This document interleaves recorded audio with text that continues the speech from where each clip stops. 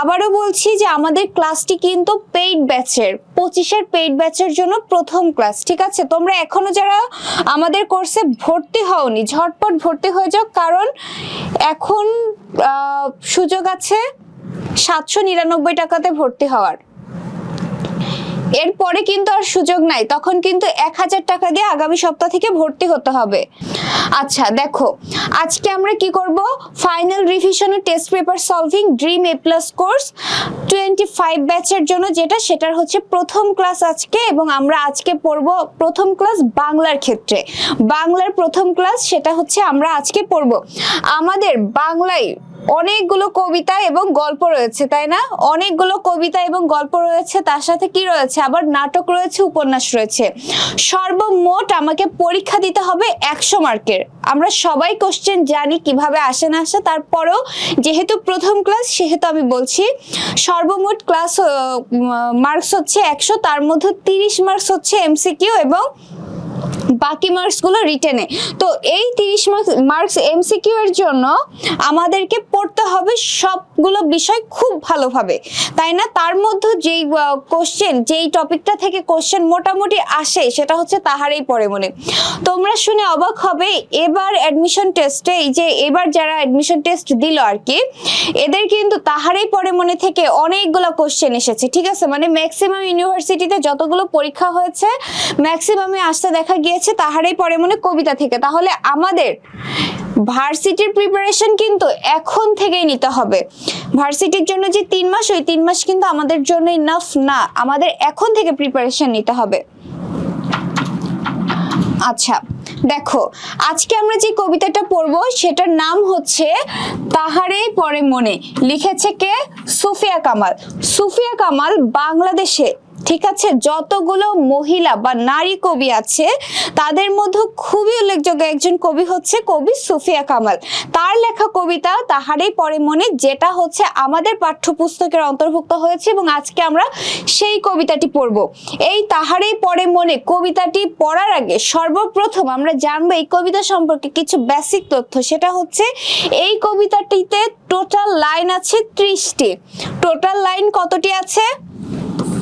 30টি line আছে। খাতা কলম নিয়ে বসবা কিন্তু সবাই, একদম তোমার বইয়ে যা আছে তাই আমি পড়াচ্ছি, তারপরেও তোমরা খাতায় নোট করবা।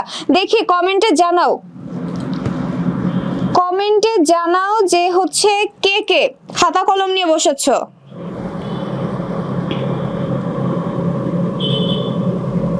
মিরাজ বলছি হুম আপু আমি প্রশ্ন দেখেছি, তোমাদের কিন্তু সোনার তরী থেকেও কোশ্চেন এসেছে। মানে আসবে তো, পাঠ্যপুস্তক থেকেই তো আসবে, তাই না? তাহলে হচ্ছে এই যে তাহারেই পড়ে মনে কবিতাটির লাইন রয়েছে হচ্ছে 30টি, এবং এই কবিতাটা প্রত্যেকটা কবিতা বা লেখা কিন্তু এক একটা ছন্দে রচিত হয়। তো তাহারেই পড়ে মনে কবিতাটি কোন ছন্দে রচিত? অক্ষরবৃত্ত ছন্দে রচিত। সবাই কিন্তু একদম মাইন্ড সেট করে বসো যে আজকের ক্লাসে তাহারেই পড়ে মনে থেকে যা পড়বো সেটা যেন আমি দ্বিতীয়বার আর আমার পড়তে না হয়, একদম এই ক্লাসে সবকিছু মুখস্থ করে ফেলবো।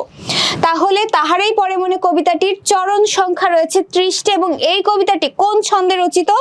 অক্ষরবৃত্ত ছন্দে, ঠিক আছে? অক্ষরবৃত্ত ছন্দে।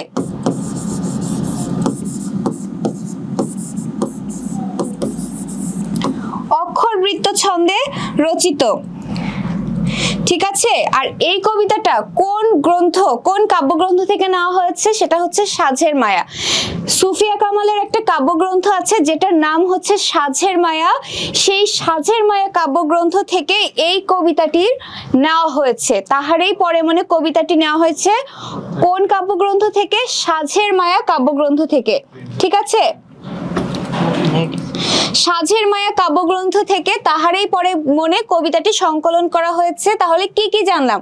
কবিতাটি পড়বো, সেই কবিতা টোটাল লাইন হচ্ছে 30টি, এবং আরো জেনেছি এই কবিতাটি অক্ষরবৃত্ত ছন্দে রচিত। আরো কি জেনেছি? উৎস গ্রন্থ বা কোন কাব্যগ্রন্থ থেকে তাহারেই পড়ে মনে কবিতাটি নেওয়া হয়েছে, সেটা হচ্ছে সাঁঝের মায়া কাব্যগ্রন্থ থেকে নেওয়া হয়েছে।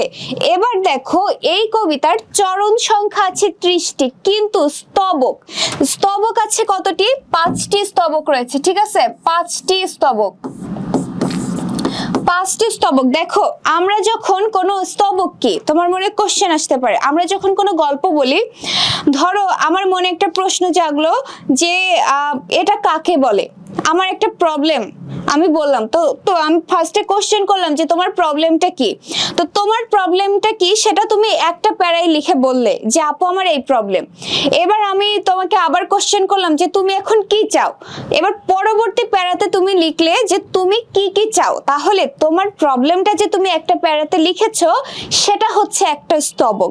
আবার তুমি কি কি চাও পরবর্তী আবার প্যারাতে লিখেছো, অর্থাৎ কোনো একটা প্যারাতে যদি তোমার একটা সম্পূর্ণ ভাব প্রকাশ পায় সেটা হচ্ছে এক একটা স্তবক। তেমনি তাহারেই পরে মনে কবিতার স্তবক রয়েছে 5টি।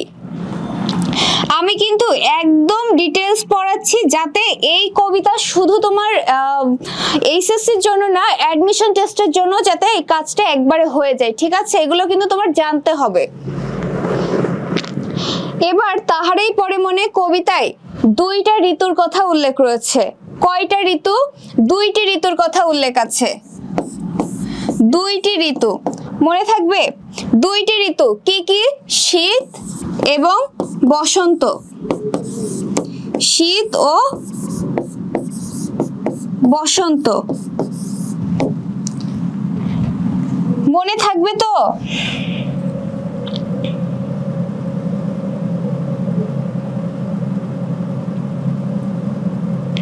আচ্ছা,